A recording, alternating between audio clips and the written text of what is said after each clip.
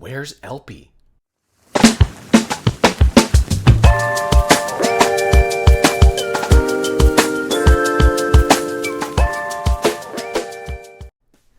It's a beautiful day, guys. It's Friday, birds are chirping, and the Banlist finally dropped yesterday. What's up, guys? Welcome back to the lounge. This is your boy Zack from Team Lionheart coming at you with the video. In today's video, we're going to be talking about the 5 biggest winners and losers from the previous ban list. In case you were living under a rock, Banlist dropped yesterday, and it was actually a pretty interesting list. A couple of things came out of left field that nobody expected. Nah, I'm just kidding. It went pretty much exactly the way that everyone thought it was going to. We got Union Carrier, banned. We got VFD, banned. We got Utopic Zexal, banned. Ben 10 Limited, and then a couple of irrelevant cards came off the list that aren't going to change anything. But with all that said, let's get into the top 5 losers from this ban list. So for number 5, I actually have Virtual World. And honestly, I hardly consider this a loss at all. Losing VFD only means that the deck just loses an auto-win button against combo decks. The deck is still pretty much like modern-era Salamangreat, where it has a bunch of different tools at its disposal. It's essentially a Swiss Army knife. The deck still has access to a Macrocosmos that revives itself every single turn. It can pivot to a hand loop variant using XX Saber Gothams and reviving it multiple times with Cloud Castle and then overlaying for Enter Blafnir to just rip a bunch of cards out of your hand.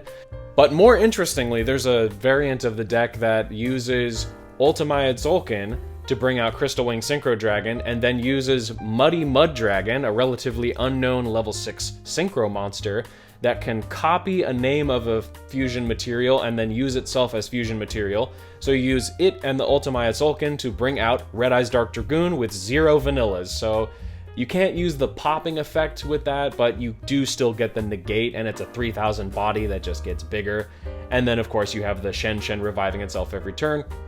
So for that reason, yes, losing VFD was definitely a hit to the deck, but I don't think Virtual World is going anywhere. It's one of the strongest engines I've seen in a while. I mean, like, imagine if Salamangreat just had 15 Gazelles. That's basically what Virtual World is. So, you know, the deck is fine. It's not going anywhere.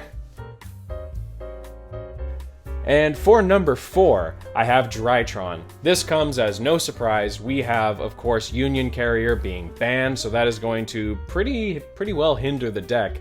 I mean, it's a machine monster that you can use for the ritual summon of any of your ritual monsters. It equips monsters directly from the deck. So, I mean, I guess in some sense they're going to like that a little bit better, because now they no longer have to play the Dawn Knight, which was a brick. But, of course, as we all know, in Lightning Overdrive, we are going to see the release of Mu Beta, I think is the name.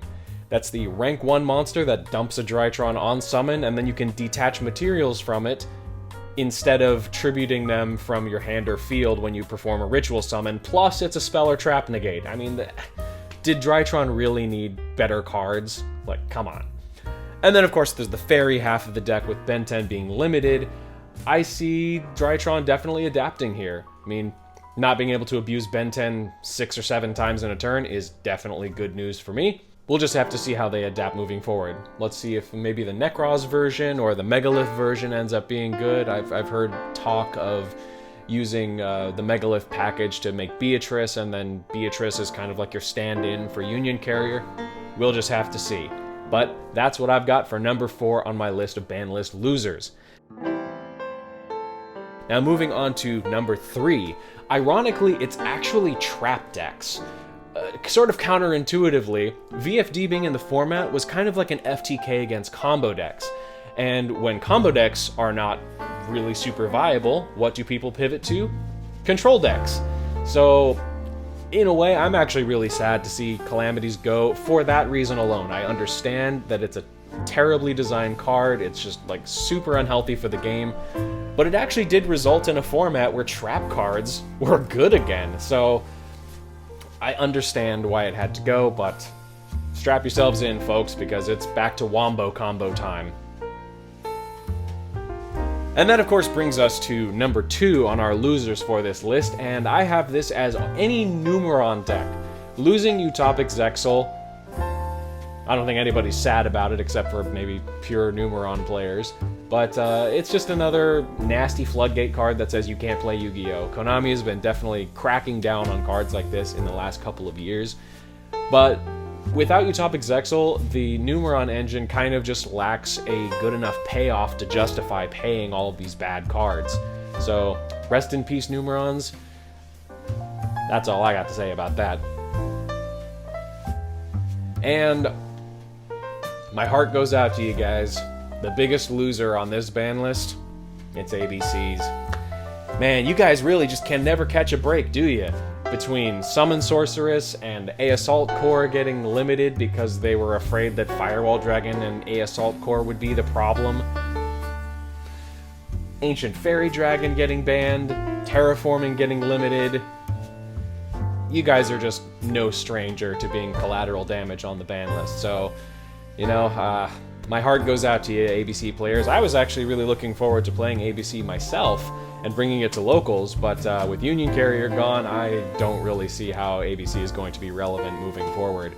So, that's a big sad time for everybody. But, you know, hopefully some enterprising young ABC player will find out a way to break the deck once again and make it somewhat relevant in the meta moving forward. And that's going to bring us to our winners from the ban list. The first deck on this list, in number 5, is Zodiac. The deck is able to play roughly about 1 billion hand traps, and it can also incorporate the Eldritch package if you want to go that route, or you can just play pure. Having access to a Zeus that can wipe the board 2 or 3 times in a chain, and otherwise, you know, avoiding multiple negations and still wiping the board. The deck is just crazy, and it's super consistent because it's got its 1-card engine, and then it just backs it up with traps or hand traps. The deck is very flexible, and it will be able to adapt moving forward, I have no doubt in my mind. And that's going to bring us up to number 4, which I'm going to put all Eldritch decks in this category. The deck suffered absolutely 0 hits on this last list, and it was the best control deck of the previous format, if you ask me. It's extremely resilient due to the Golden Land and Elixir cards continually replenishing your card advantage, and it's extremely splashable in a myriad of different decks. I'm talking Zodiac, which I mentioned before, I'm talking Invoked, I'm talking Dogmatica, I'm talking Pure Stun with a helmet on and Inspector Border on the field. Eldritch is good, and it's not going anywhere this format, so keep your eyes out for that. And moving on, for our number 3 spot, I have any Dragoon deck, period. Whether that be using 3 copies of Red Eyes Fusion, or just using the Predaplan Anaconda to turbo it out of the deck at the end of your combo. People were thinking maybe Dragoon would get limited, Verte Anaconda might get banned, or even Red Eyes Fusion might get limited so that you would have to play Anaconda. But no, Dragoon just walked out scot-free, so any deck that can smash 2 monsters together, you know what that sounds like? I think that's full Dragoon combo. At this point, I'd like to make an honorable mention to Subterra Draguru, a deck that is near and dear to my heart, and which won the Remote Duel Invitational just a couple of weeks ago. And I think that deck just got a lot stronger, especially considering that There Can Be Only One is starting to look like a very good floodgate again. So keep your eyes out for that rogue deck, because I might just be playing it. And with that said, we're going to move on to our number 2 winner from the ban list. And for that one, it's Bird Up! We have, of course, Tri-Brigade. This deck is nasty, guys. It can put out an uncrackable board going first, and it can push through several negates and still make a nasty board in OTKU going second. So make sure you got your Artifact Lancias handy in your side deck, because expect to see a lot of birds in the coming format.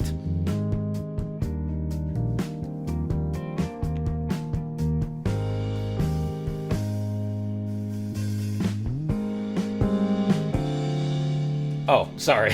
I was just looking for the LP ban, because where is it? Yeah, you guys already know.